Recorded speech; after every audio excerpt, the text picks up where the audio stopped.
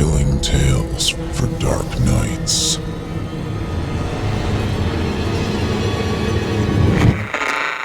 Want to make sure you never miss a Chilling Tales for Dark Nights video again? Be sure to subscribe and hit that bell to turn on notifications. It's time to turn off the lights and turn on the dark.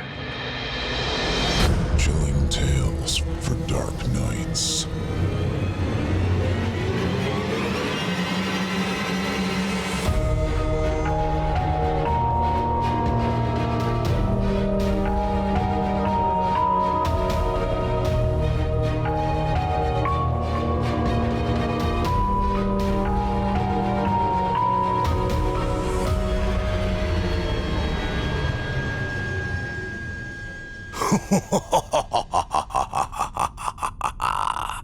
Good evening, listener. You're listening to Chilling Tales for Dark Nights.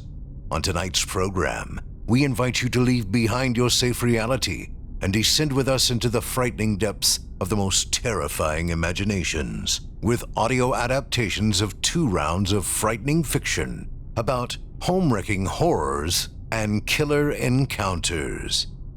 I'm your host, Steve Taylor, and tonight I'll be your guide as we traverse the dimly lit corridors of your darkest dreams. Joining us tonight to help bring to life the frightening fiction of WordDogger and Ryan Harville are voice talents Mick Dark and Drew Blood. Now, get your ticket ready, take your seat in our theater of the minds, and brace yourself. It's time to turn off the lights and turn on the dark.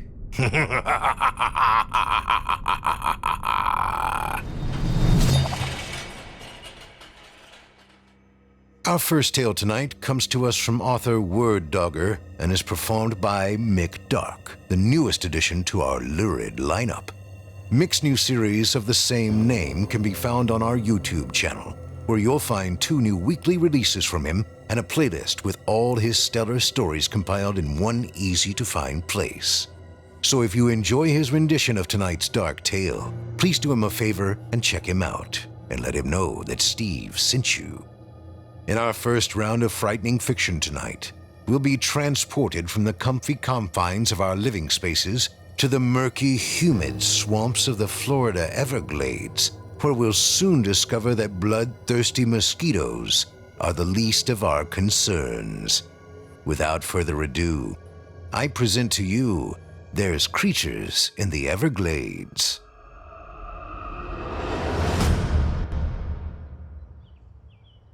I've lived in the Everglades all my life, most of it just south of Little Shark River on the west side of Oyster Bay. My place is right on the edge of the water, and my nearest neighbor is over a mile away. That's how I like it, too. I ain't that fond of people as a rule. I had me a little red-bone hound named Skeeter for the last 5 years. I spent a lot of time out on the glades hunting and fishing. No matter where I was going, he'd come along. I heard him barking up a storm out by the water early on Sunday morning about 3 weeks ago, though. I ain't seen him since. I've been worried that maybe a gator got him, or either that or someone took him. I'd almost rather be a gator. I got a chicken coop out beside my house where I've been keeping 4 laying hens. The building itself is small, maybe 6 by 10, and just like my house, sits up on stumps, about 2 feet off the ground in case my yard floods. Last Saturday morning, I went out to gather eggs, and one of my hens was missing. I looked around a good while and never saw no sign of her. It could have been a bird of prey that got her, but I figured it was more like coyotes. They've been getting a lot braver these last few years, not as shy of people as they used to be. Plus, Skeeter ain't been around to warn them off. Also, I've noticed the chickens ain't been coming out in the yard as often as usual, which is a pretty good sign that there have been predators around. This morning, like I always did, went out to get eggs and discovered that my hen population has gone from 3 to 2. I was more than irritated. I was flat out mad. I understood that coyotes and other critters had to sustain themselves just like me, but there were plenty of things out in the wild for them to eat. They didn't have to come for my chickens. Plus, they scared my other hens to the point that they wouldn't lay. I was gonna have to eat breakfast without eggs. I looked around inside the coop, but didn't see no sign of coyote or fox or anything else for that matter.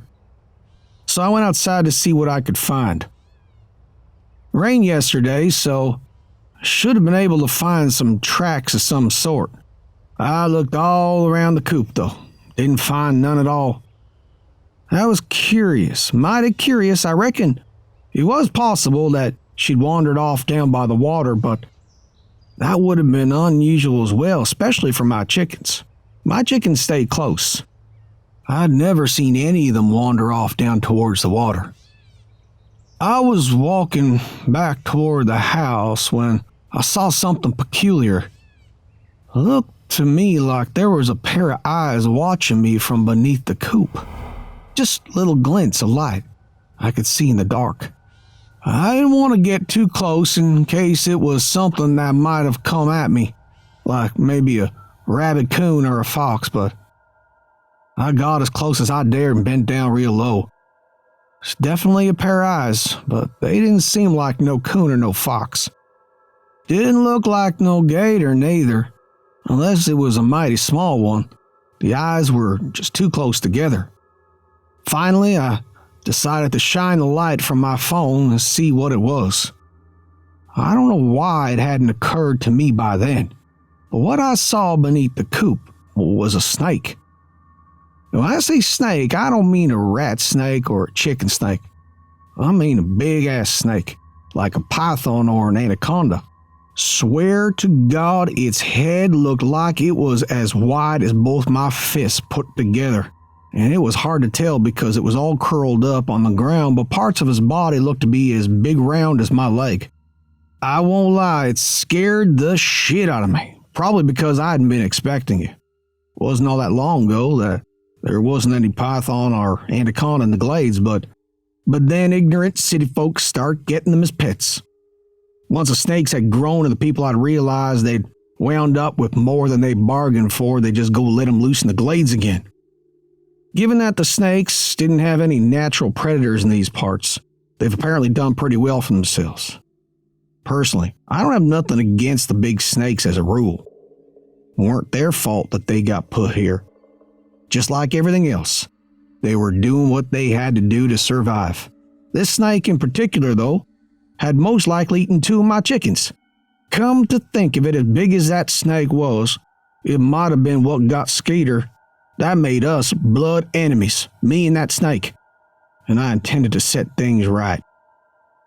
I went up to the house and got my shotgun, and on the way back I was already thinking about the belt or the hat band or even the boots I might get made from its hide. Big as it was, I could probably pick and choose. I got back down to the coop and shined under it with a proper flashlight, and to my surprise and discomfort, the snake was gone. That was startling. I gave a quick look around to be sure, but I wasn't about to get attacked. There was no sign of the snake. I gave a quick look inside the coop. There sat my 2 chickens looking at me like they wanted to ask a question, but were just too stupid to know what to ask. But they were alone. No signs of the snake inside. I went back out and started looking, making bigger and bigger half circles until I'd finally made it down to the water and saw several places that looked like where maybe a snake had slithered through, but couldn't be sure. I just hadn't been around enough of them to know for certain.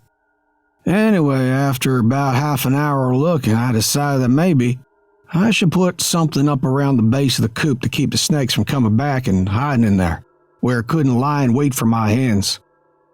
I took some chicken wire and nailed it all the way around the building and then staked it into the ground till it was nice and snug. That snake would have to do some damage to itself to get past that wire. Otherwise, it would have to wait out in the open where it'd have to deal with me. It was a hot, muggy day already, so I was muddy and dripping with sweat by the time I'd finished with the chicken wire, so decided to take a shower before I'd breakfast. No great loss. I even didn't have any eggs. So I showered, which made me feel better all by itself. Once I got out, I caught my reflection in the mirror, so I stopped and gave myself a look. I could probably use a shave, but I hadn't given my straight razor a good stropping in a while, which meant it would yank my whiskers out as much as it would cut them off, so I just didn't bother. Started from my bedroom with my towel draped over my shoulder. I'd barely put my first foot out of that bathroom and into the hall when I saw it. Just a flash of something low and large coming at me. In that same instant, the big snake hit my leg, high up on the thigh, and the force of the impact knocked me off my feet and sent me crashing to the floor. And I heard people talk about how something or other seemed surreal, but I'd never truly understood what they meant until then. The pain in my thigh was immediate. I knew the snake wasn't venomous and that it didn't have fangs, but its teeth were plenty big and plenty sharp. I could feel them tearing away at my thigh muscle. It all happened in a hurry, too. By the time I'd found my bearings, I was lying on my side with that big snake wrapped around my leg 2 or 3 times and its mouth latched hard on my thigh. My God, that thing's head was huge. It looked to me like its mouth had bit down over halfway round my thigh, and I wasn't a small man by any means. That snake was still trying to get itself around me, too, around my middle. It already trapped one of my arms against my side, but the other one was free. I started banging on the snake, anywhere I could get at it, but it didn't seem to make any difference at all. It was solid, almost like a piece of wood covered in scaly skin, and my blows just glanced off it without making a difference. Whew, it was heavy too, bigger round than I could have reached with both my hands. It was all I could do to just raise myself off the floor with one arm free. But when I did, that snake managed to get another coil around my middle, more up towards my chest. By then, the lower half of my leg had started to ache from all the blood being trapped in it. My foot was tingling with 1,000 pinpricks. The snake was working its jaws too, digging its teeth further into my thigh. I got a glimpse of my foot. It was starting to turn purple. I think it was about then that my shock began to turn into panic. I could feel the snake starting to squeeze, like constant pressure getting heavier and heavier on my middle. It was starting to affect my ability to breathe too, like each breath I took was just a little bit smaller than the one before. A new wave of panic set in. Or maybe it was determination. Either way, I used my free leg to start kicking at the snake. The part that was wrapped around my other leg. Like when I'd be hitting it, didn't seem to faze the snake. I'd start rocking back and forth when I'd kick at it though. And before long, it seemed to me that the snake's coils around my middle were shifting. Like maybe it was trying to get its grip up higher. I was in full fight mode by then, and before too long, I managed to pull my arm free and lean up against the wall. Just then, though, the snake tightened the length of its body and one of the coils was straight across my chest. It squeezed down hard, and I could feel my lungs starting to seize up. Like I said before, I'd lived in the glades all my life, and I've been out in the wilderness since I was a little boy. I've run up against gators and water moccasins, snapping turtles and panthers, hurricanes and droughts. Every danger there is the glades has got to offer, but never in my wildest dreams did it occur to me that I'd be taken down by a giant snake. One that wasn't even native to Florida. It truly was surreal, in the most bizarre sense of the word. I was hardly able to do more than pant by then. Snake kept tightening its grip on my chest with its powerful coils, little by little, inch by inch, taking away my ability to fill my lungs. I was starting to feel lightheaded too, like maybe I was gonna hyperventilate. I'll admit it, I was terrified. It was like I was staring the end right in the face, and there weren't nothing I could do about it. Thing was, I wasn't ready to die. No matter what the cause, I didn't feel that my time on Earth was supposed to end just yet. I was in a bad fix, but I wasn't done. Not while I still had any breath at all in my body. That's when I remembered my straight razor. It was sitting on the sink. After working at it, I managed to turn my body enough for my free foot to push against the wall, moving me in the direction of the bathroom door. But not only had the snake incapacitated one of my legs and hampered my ability to breathe, it was also heavier than hell. Trying to move with it all wrapped around me like trying to shove a bathtub full of water. I wouldn't relent though. I finally managed to grab a hold of that door jamb with both hands. And then I could pull with my arms and push with my legs. I got myself about halfway through that bathroom door, and then I rolled over onto my back right next to the legs that held up the sink. My muscles were running out of air by then though, and it felt like I was losing my strength. I tried to roll on my side, but I wasn't able. Snake seemed to have readjusted itself around my chest in a way that seemed to give it more leverage, and it was squeezing me harder than ever. For a second, I thought I was about to pass out, but I fought it as hard as I could, fought to take in as much air as was possible. Finally, I managed to push myself to my side. I took hold of one of the sink's legs and started pulling. I pulled as hard as I could with every ounce of strength I had left in me until my hands reached the top of the sink. I held myself up with one hand and frantically searched around the surface with the other. Just when I thought my arms were about to give way, I felt the razor. Tried to grab it, but only managed to knock it on the floor as I lost my grip on the sink, and it bounced to the front of the commode. Not to be deterred, I managed to take in a few sips of air, and I started rocking my body. I rocked until I finally toppled over, banging my head against the side of the tub in the process, but that had got me close enough. I took up the razor and started trying to cut the snake, first one place, and then the other. But I was having little luck. I really had let that razor get dull. I focused the blade on one spot, right over its chest, and finally started making a little progress. The snake didn't relent though. In fact, it seemed to intensify its grip. I felt something pop inside my chest, like a rib breaking, and pain immediately seared through me. I had no choice but to stop cutting. I fell over against the wall, feeling like I was about to black out, and through the tunnel of what was left of my vision, I saw that snake's head, still latched onto my thigh. Probably as a reflex more than anything else, I reached the razor at the snake's head and started slashing, hard as I could, over and over. Next thing I remember was seeing my bloody thigh, blood flowing from the wounds. Then there was a snake's head coming at me, at my face, at my hand that was holding the razor. I just kept slashing at it, punching and kicking with my good leg. About then, it occurred to me that I could breathe. It hurt to, but I could take in air. The snake had loosed its grip upon my chest.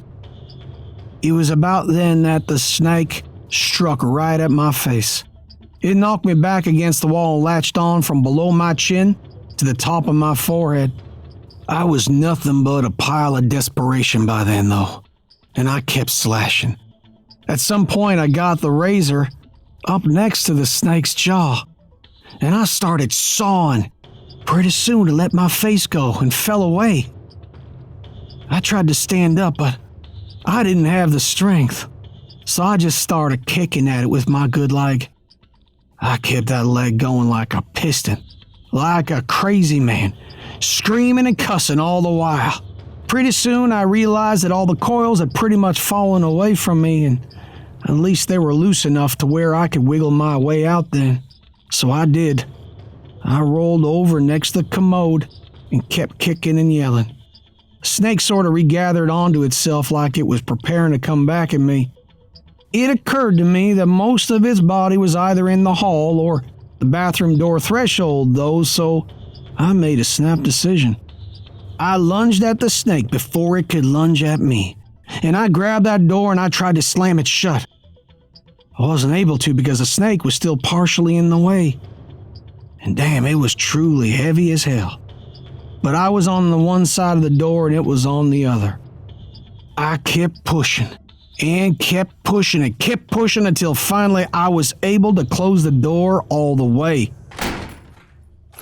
Once I heard the latch catch, I collapsed to the floor, thoroughly exhausted and heaving for breath. It was only then that I felt that pain in my chest again, like somebody was stabbing me with a knife with every breath I took. The pain was better than not being able to breathe, though, so I kept on breathing. I don't know how long I lay there. It was a while, but I finally came around. This wasn't over. I still had a huge snake in my house, and the only thing separating me and it was my bathroom door. Aside from the straight razor that had been my salvation, there weren't anything else in the bathroom of any use to me. Well, that wasn't entirely true. There was rubbing alcohol and gauze and tape. I could clean and dress my wounds, so that's what I did. The wound on my thigh was pretty gruesome. There was blood all over my leg. I wiped it down and washed it off best I could and gave it a good look.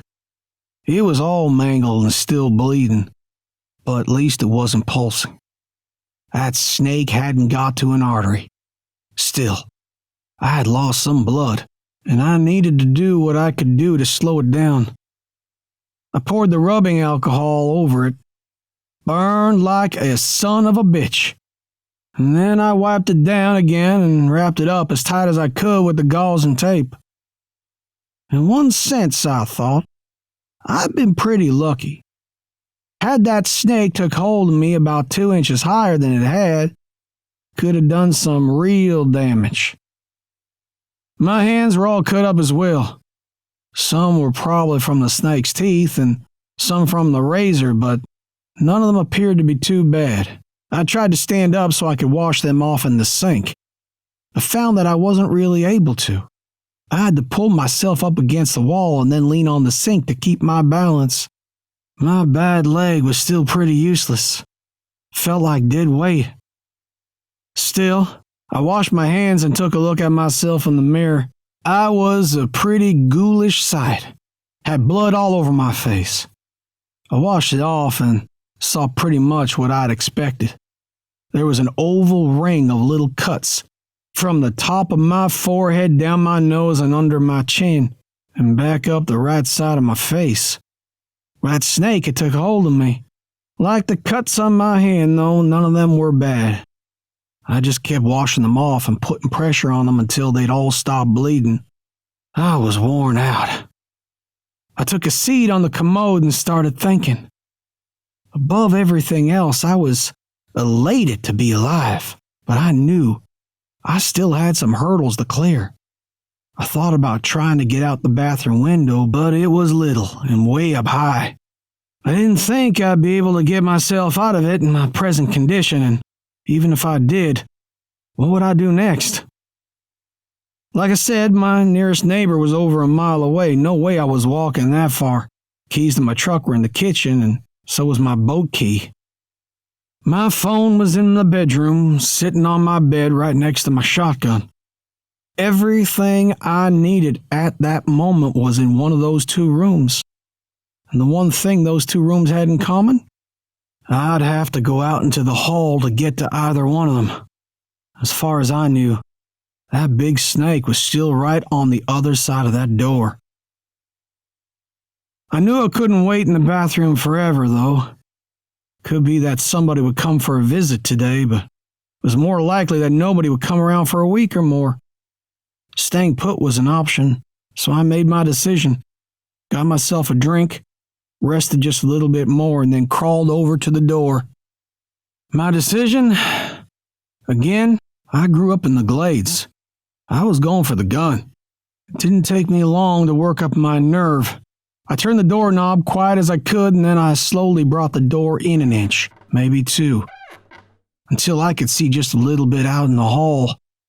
There's nothing there, at least not where I could see, and I opened up a little bit more, keeping my shoulder braced against it in case I had to ram it shut in a hurry, but still, that snake didn't show itself.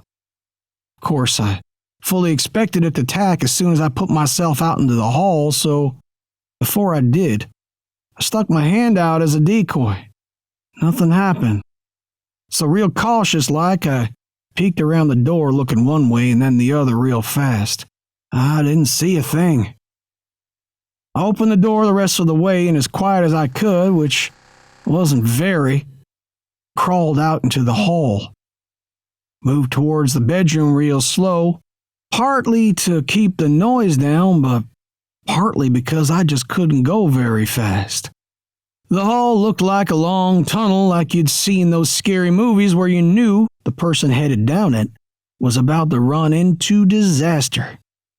I kept going, though. I wasn't going to be kept from my own bedroom by a snake, no matter how big it was. I finally made it to the threshold, and I could see the butt of my shotgun hanging off the end of my bed. Nothing to do but keep going, so I did. By the time I saw it, though, it was too late. It had been coiled up across a pile of dirty clothes in the corner, and just like it had done before, it sprung out at me like a flash of lightning. Seemed like before I'd even been able to move a muscle, it had latched itself to my shoulder and knocked me onto my side. This time, though, instead of laying still while the big snake had coiled itself up around me, I got to moving. First thing I did was push back as hard as I could. Then I rolled forward. When I felt it coming up under me, I rolled towards it, sort of bringing it back against itself. It didn't let go, but it hadn't been able to wrap me up yet, neither.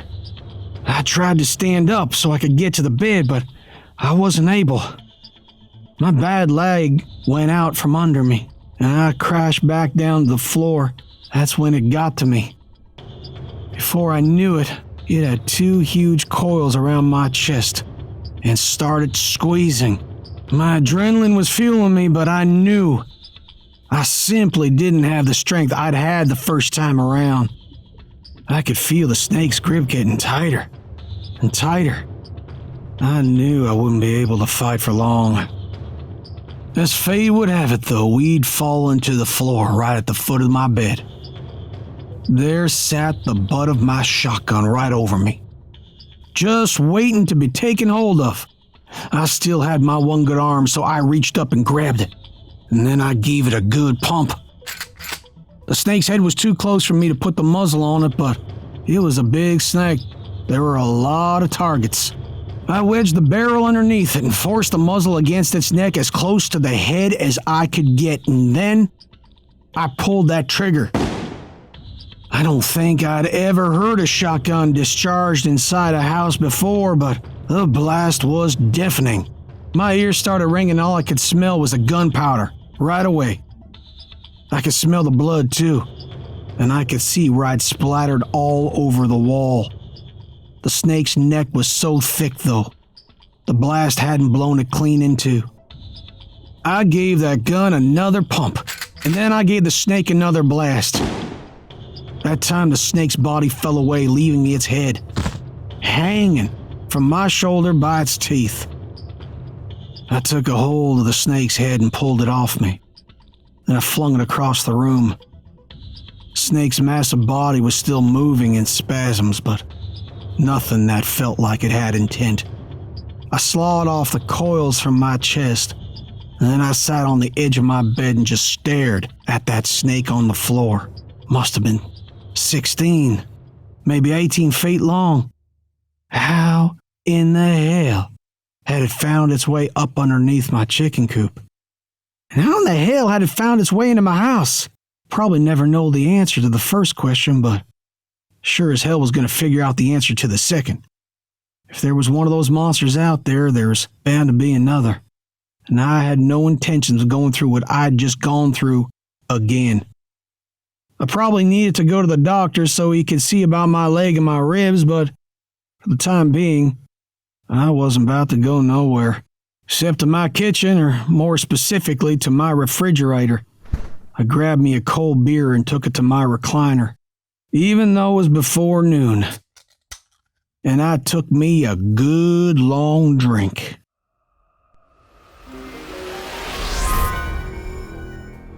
And now a word from one of our sponsors, Best Fiends. If you're sitting there with the question, now what? Like, what are you going to do after I get through listening to this podcast? I have a great idea for you. Download, free by the way, the Best Fiends app. Best Fiends. Almost like friends. Close.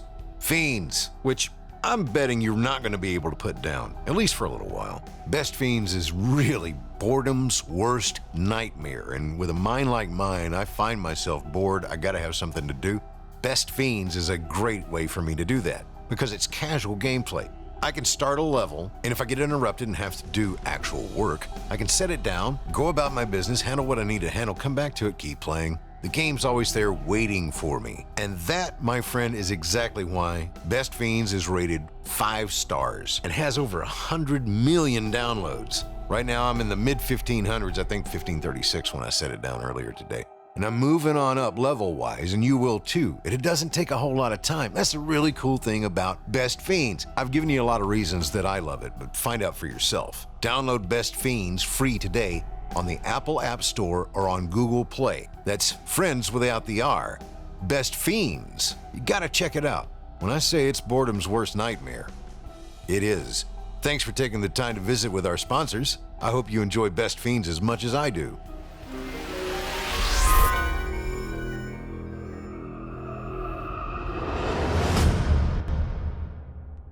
I hope you enjoyed There's Creatures in the Everglades, as written by WordDogger and performed by Mick Dark.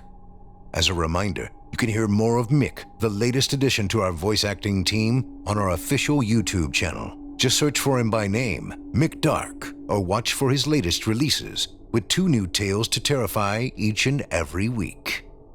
Up next, we've got a second sinister story for you, as written by the very talented and critically acclaimed Ryan Harville, and performed by another new member of our macabre menagerie, Drew Blood.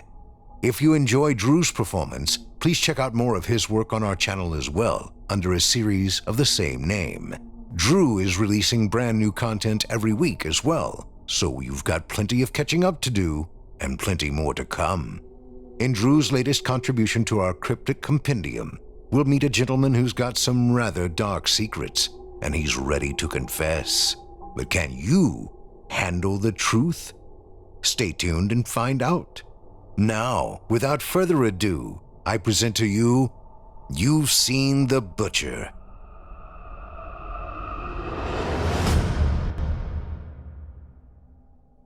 Hello. If you're listening to this, then I've been found, and there will be questions. Oh yes, questions aplenty. I'm sure the first of which will be why.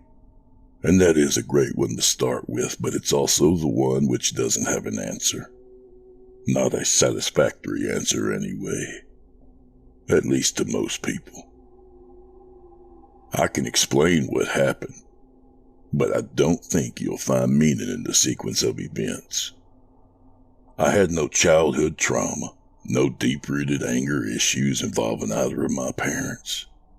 They were kind, loving people, so I will give you the simplest answer I can. Here's a glimpse between my gears as they turn against each other, grinding and shredding little shavings of metal that stick in me like thorns. There's a catalyst to everything I've done. Wet leaves and meat. That's the smell. Whenever I get the urge, it makes its way into my sinuses, making the hairs in my nose stand up and tickle me. I used to work in a cubicle. It doesn't matter what I did there. No more than it matters what you do at your job, because jobs don't matter. Not really. A 6x6 square was my entire world for hundreds of hours every year. I ate lunch at my desk most days to avoid the office break room. I was never very good at small talk, and too much human interaction makes me tired.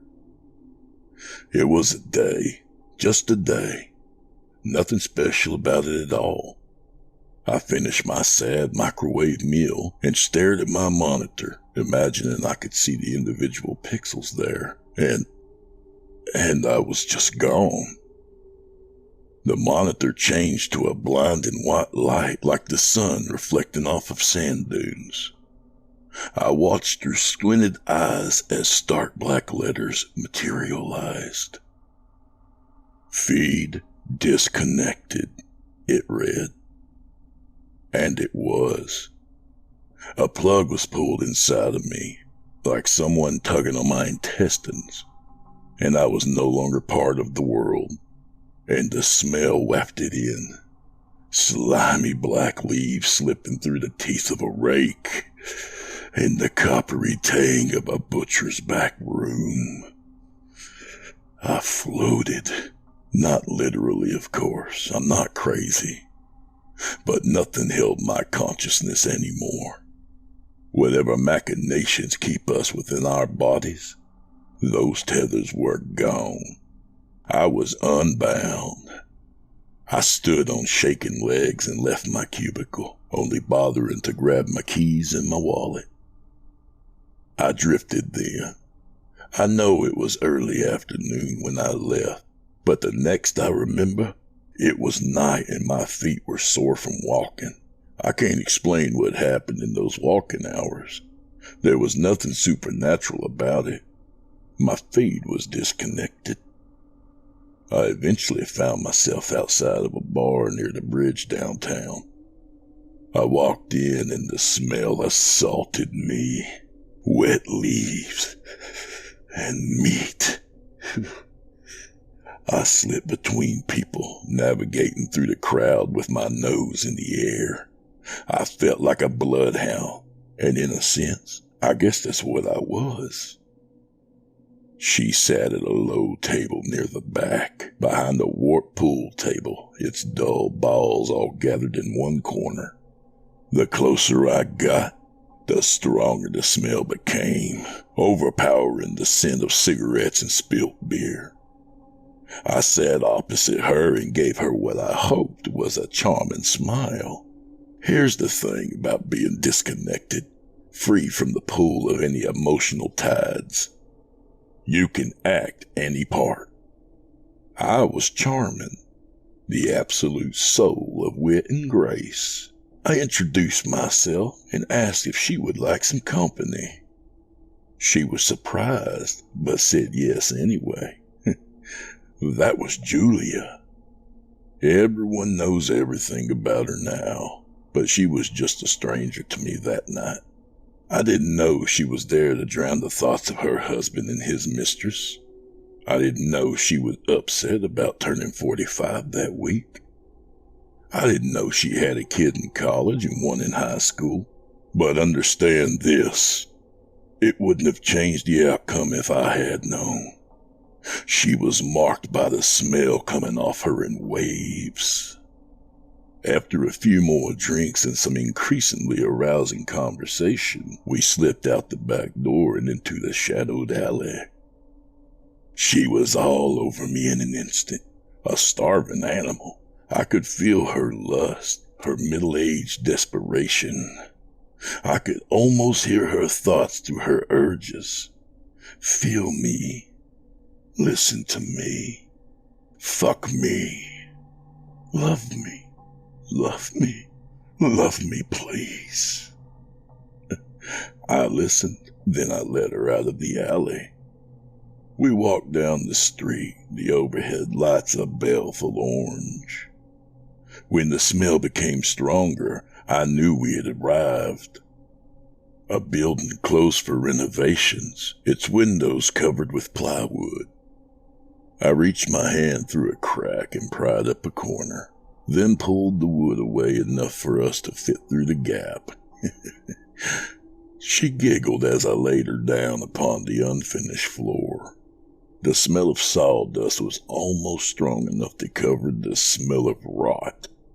I felt nothing for her, not lust and not love. The feel of her tongue in my mouth was meat. The smell of her breath was mold. But my body responded appropriately. Now this is where it was all clear. As I reached in my pocket and drew the knife, and where had that come from? The world came into clarity for a brief second. I could see everything. The dark didn't matter. And the colors.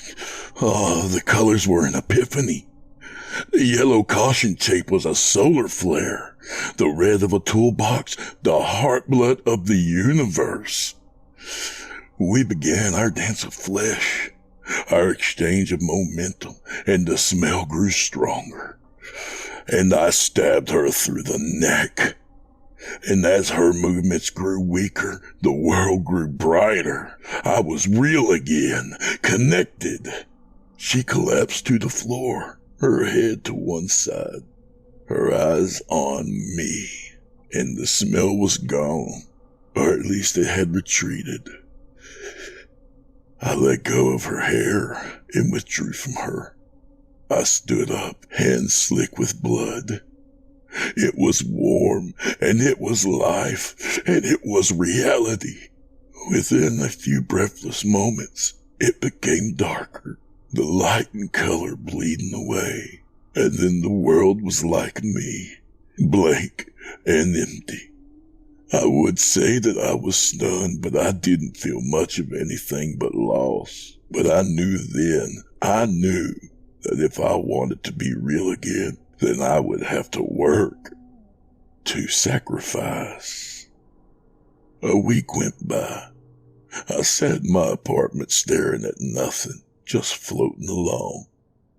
I eventually turned off my cell phone. The constant calls from work and family were filling my voicemail box, and I found it irritating, like sand between my teeth. In the in-between of nothing, just hovering in the dark, I knew things. I knew that I had to create a trail that wasn't a trail, a chaotic straight line. I had to plan, not just to hit bars from married women desperate for attention. I had to branch out, but I shouldn't have worried about it. The smell always drew me to where I needed to be. It came back, flowing beneath my front door. I quickly grabbed my keys and headed out. I drove with my window down to make the following the trail easier. My head stuck out of it, flicking my tongue like a sniffing snake. After half an hour, I began to have doubts, but soon enough the smell grew overpowering. I turned into the drive of an apartment complex, following the scent until I was parked in front of one of the buildings in the very back. I cut the engine, then picked the hammer up from the passenger seat. Why a hammer? Because the last time I used a knife. A chaotic straight line. Can you see it? Perfectly straight, with beautiful corners. There was a young man smoking a cigarette outside of his apartment. The acrid smoke and the wet leaves and the meat all mixed. I felt dizzy. He saw me and raised an eyebrow, then asked if I was the one Smitty had sent. I nodded and smiled as if I knew who Smitty was or why he was sending someone. Then he listed the prices of various drugs he offered, which I knew nothing about. I'm a law-abiding citizen. I asked if we could go inside to discuss it. He nodded and led me in, tossing a cigarette onto the sidewalk and crushing it beneath his heel without losing his stride. It was a small place, almost devoid of furniture, with water stains on the ceiling. He gestured absently towards his roommate, a skinny bearded man wearing a headset. He was deep into some video game, his thumbs clicking and clacking across the buttons on the controller. I'm sure he saw a battle, a quest, or a puzzle. I only saw a white screen with "Establishing Connection" in black letters. We went to his bedroom, and he introduced himself as Brian. I told him flatly that I didn't care, pulled out a $20 bill, and tossed it down on the filthy carpet. I could tell he was angry, that the disrespect burned him like acid, but he said nothing. He lifted the corner of the mattress and grabbed his stash slowly as if he were in a dream, a nightmare he couldn't escape. That was close to the truth. He just didn't know that I was his way out. I drew the hammer from behind my back where I had hidden it beneath my shirt, the handle firmly tucked into my jeans. I put my free hand on top of his head and told him to look up at me. He did, and watched me raise the hammer. The look in his eyes was one of detached resignation, like he knew what this was, what I was. Brian continued to stare at me, even as I brought the hammer down. His skull cracked audibly. A fine spray of blood from his scalp landed on the nearest wall in dots and swirls and patterns, and oh dear God, it was geometry and secrets. I was real, and I swung the hammer again. Brian fell backwards, his legs folded beneath him. I dropped down to my knees beside him, my face hovering inches over his own. I inhaled deeply, and it was sweet and pungent, like caramelized onions on a hot skillet. I reveled in the real. The moonlight was silver waves pouring through the window, cold and beautiful, and I was an alien shore for it to crash against. I see you, Butcher, the moonlight said. I see you well. There came a noise from behind me, and there stood the roommate, his mouth slack with surprise. Can you imagine? You walk in and see your friend on the floor, his head a ruin of pulp and shards of bone, and above him stands a strange man in the moonlight with a dripping hammer. It's comical, really. When I think about it, I hear a laugh track, like an old sitcom, the ghostly recordings of people long dead and laughing.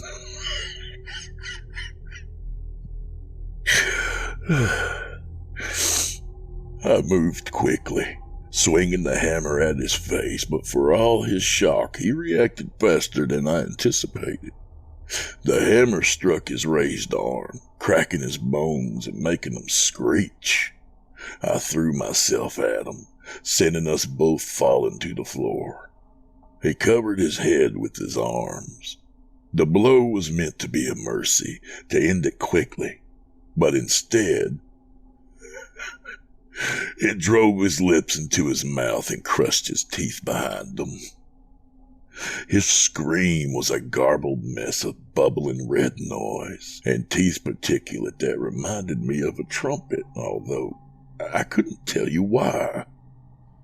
I kept swinging until he stopped moving. Well, most of them stopped moving. His heels continued to drum against the floor for a full 36 seconds, but I wasn't counting. I rolled off of him and onto the hardwood floor of the hallway. I could see my pulse in my eyes, explosion after explosion, bringing colors across the ceiling. Bursts of fireworks, of starlight, of the light of creation. I was the center of gravity. I was the fulcrum. Planets revolved around me, and in that moment of elation, I collapsed into sleep. My dreams were sweet and syrupy. I could feel the juice of them run down my chin as I bit and chewed and swallowed. I devoured my dreams with the selfishness only a god can feel. When I awoke, I was, well, I guess the best way I can describe it was hungover. I was disconnected, of course, and sluggish. My head pounded, and my arm ached from exertion. I lifted myself slowly, and the tacky blood pulled at my shirt like the hook of a drunken fisherman. My knees threatened to buckle, but I willed them to be stable. I tucked the hammer away and left the apartment. Outside, the sunlight stung my eyes and turned my stomach. Being unreal didn't stop physical discomfort, but it dulled it. I believe now that I was still at least slightly real that morning. I had ascended the night before. I evolved. For a brief time, I held the cosmos in my mind, and it was putty to be shaped. I had made 2 sacrifices, given 2 over to the rot, and I had been rewarded with godhood. If 2 had made me a god, what would 3 do? I passed a young boy sitting astride his bike. I raised my bloody hand in a wave and dropped him a sly wink and a grin. He slowly got to his feet on the pedals and rode off, turning his head to watch me as he went. He shouldn't have been worried. I'd never hurt a child. I'm not a monster. Weeks went by and my divinity drained from me like piss. I was disconnected enough to be inconsequential again. Julie's death had gone through a short news cycle, and Brian's and whatever the roommate's name was, they had had their time in the low-budget spotlight of local news as well. Neither of the crimes had been connected in any way, and why would they? One was a stabbing in a construction area downtown. The other was a bludgeoning, a half-hour past the suburbs in the apartment of a drug dealer. But I kept my head down anyway, stayed inside, blended into the shadows in my hall closet where I was sleeping. The scent of bleach and fabric softener soothed me in the absence of rotten leaves and meat. When the smell came back, I would have cried in relief if I was connected and could feel. It attacked my nostrils like an invading swarm of parasites, filling me with rot, with rank, fecal darkness. I was ready. I followed the trail. I drove around for hours until past dark. Headlights coming from the opposite direction screamed at me as they passed, their bright shine passing through me because I wasn't really there. The smell drifted maddeningly close, only to retreat again. My bloodless knuckles popped as I squeezed the steering wheel tighter. Reality withdrawal was seeping in. It had to have been because I was getting angry. Beyond angry. I lunged forward and bit the steering wheel hard, sinking my teeth into the soft plastic and shaking my head back and forth like a dog. My gums began to bleed. I could taste it on my tongue. I drew my head back and stared at myself in the rearview mirror. Blood dripped from between my lips, and the reflection was dark, and I couldn't see my eyes, but they must have been there, because I could see my crimson teeth smiling back at me, and I was parked in someone's driveway. I don't remember how I ended up there. I didn't even know where I was. It was a ranch-style house, dusty red, with cream-colored shutters that reminded me of my teeth. Half hidden in the shadows of the passenger footwell was the hammer. It was black, with old blood and what looked like curds, but was secretly something else. I was sure of it. I reached across the seats and grabbed the handle and picked it up. It looked at me, and I looked at it, and we both nodded in some unspoken agreement that I didn't understand, but it seemed good enough for the hammer. I walked up the sidewalk lined with flower beds. The door was lit by a single bulb, surrounded by a tempest of moths and squiggles that blurred when I tried to focus on them. I pushed the button nearby and could hear the chime of the doorbell echoing in the house. No answer, so I pressed it again. An older man opened the door a few inches and looked at me with eyes half closed against the brightness of the bulb. I smiled at him and could feel the sticky blood between my lips as I watched his eyes widen right before I swiftly shouldered my way past him and into the house. I shut the door behind me. The man had fallen on his back hard and was gasping for breath. I fell upon him, straddling his chest and swinging the hammer like a conductor's baton, swift fluid motions that felt choreographed, like I was a puppet made to dance, a wooden unreal boy. But when the hammer connected and I felt the vibration of the blow travel up my arm, the gates opened and I was plugged in. I could smell fear in the urine that spread out from beneath him. I resisted the urge to lengthen my neck muscles and strike forward with my head like a viper. I wanted to bite him, to clamp down and pull, but didn't, because I may be a god, but I'm not an animal.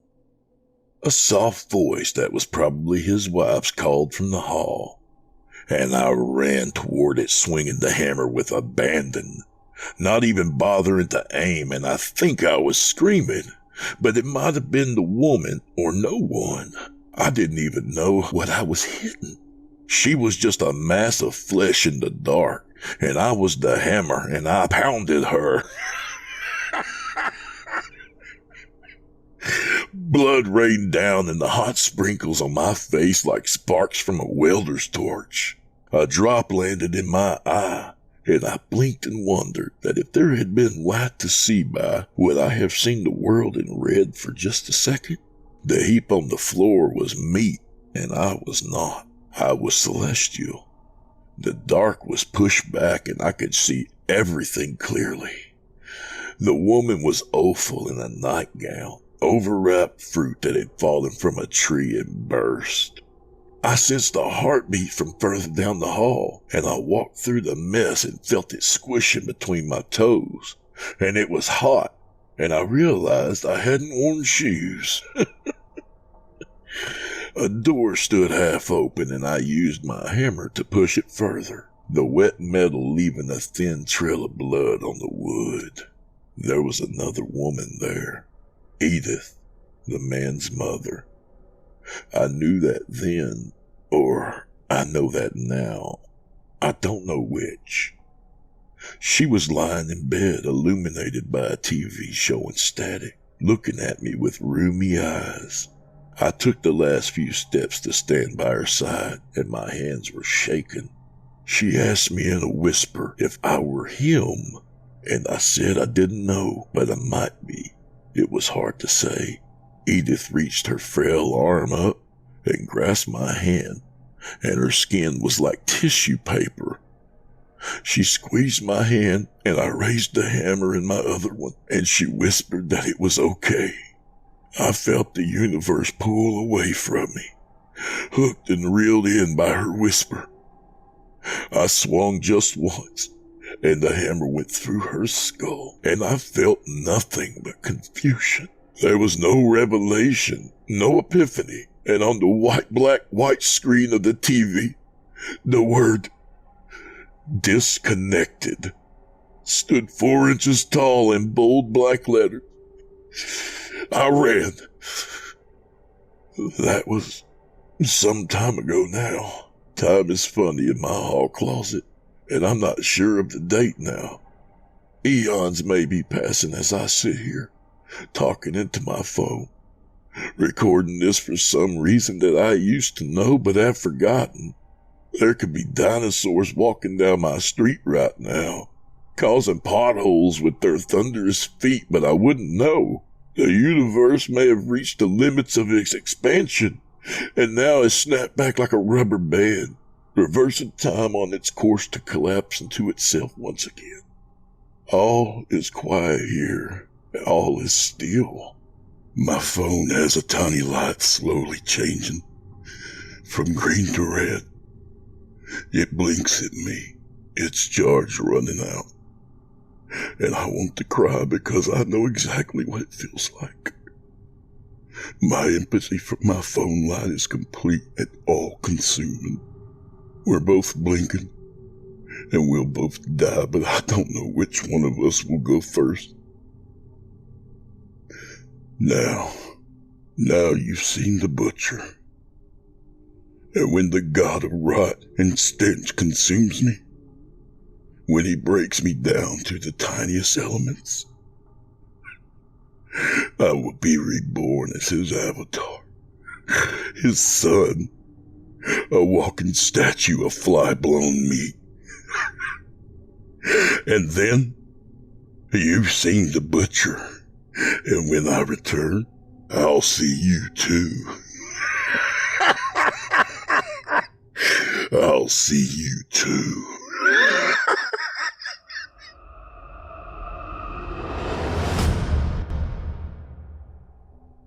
I hope you enjoyed You've Seen the Butcher, as written by Ryan Harville and voiced by Drew Blood. If you enjoyed that tale, I encourage all of you to visit Mr. Harville's official website, ryanharvillewriting.com. Harville is spelled Harville. Again, that's ryanharvillewriting.com. You can also find his works on amazon.com or connect with him on Facebook, Twitter, and Instagram. And don't forget, you can hear more of our friend Drew Blood via his series of the same name on our official YouTube channel, where you'll hear haunting new tales each and every week. If you check him out, be sure to give him a thumbs up and leave a kind word and tell him you heard him here on this program. It would mean a lot to me. Now, our weekly descent into the depths has just about come to a close. But before we go, I'd like to take a moment to thank you for joining us for tonight's episode, and remind you to take a moment to stop by our iTunes page and leave Chilling Tales for Dark Nights a 5-star review and a kind word, and follow us on Facebook, Twitter, and Instagram if you haven't already. And of course, subscribe to us on YouTube, where you can find an archive of our work going back to 2012, and consider signing up as a patron at our website, chillingtalesfordarknights.com, to show your support and get all of our content ad-free. I'm your host, Steve Taylor, and it's been a pleasure. Tune in again next week when we once again turn off the lights and turn on the dark. Sweet dreams, listener. Sweet dreams. Thanks for joining us. You've been listening to Chilling Tales for Dark Nights, a production of Chilling Entertainment and a proud member of the Simply Scary Podcasts network. Visit simplyscarypodcast.com today to learn more about our network and our other amazing storytelling programs. Tonight's program was hosted by yours truly, Steve Taylor. Selected stories have been adapted with the kind permission of their respective authors. Original music provided by Luke Hodgkinson and Jesse Cornett. Sound design and final mixing and mastering by executive producer and director Craig Groshek. Logo by Craig Groshek. Got a scary tale of your own that you'd like performed? We take submissions. Email it to us today at submissions@chillingtalesfordarknights.com to have your terrifying tome considered for production in a future episode of this show. If you enjoyed what you heard on tonight's program and are joining us on your favorite podcast app, subscribe to us to be sure you never miss an episode, and leave us a 5-star review and a comment. Your feedback means a lot to us. You can also follow Chilling Tales for Dark Nights and yours truly on Facebook to connect anytime and get the latest updates on this and other programs and my channel.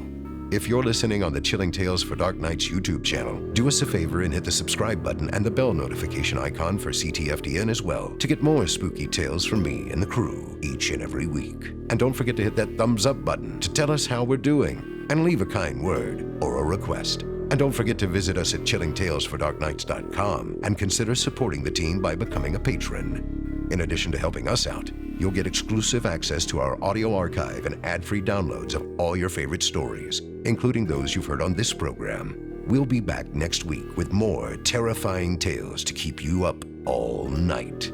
But that's all right. Who needs sleep anyway?